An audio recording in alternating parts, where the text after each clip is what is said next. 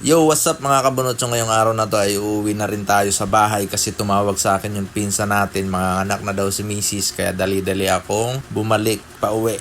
Nangangalahati na rin yung bahay ko papuntang trabaho. Kaso kailangan natin bumalik. Tapos nagpahinga muna ako dito saglit sa Gedli kasi kinakabahan ako kung anong mangyayari. Yung tipong tatlo na yung anak mo. Tapos kinakabahan ka pa rin. Yung totoo guys, nag-stop over ako dito kasi yung takbo ko sa motor, hindi na normal.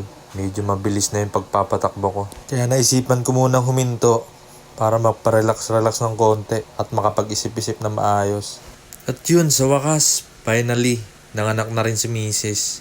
Napakasaya ko dahil nakaraos na si Mrs. sa panganganak niya. Maraming salamat din Lord, di mo pinabayaan yung mag-ina ko. Hindi biro yung dalhin nila yung anak nyo ng 9 months sa tiyan at isilang ng maayos. Sa mga anak na binabaliwala yung mga magulang nila,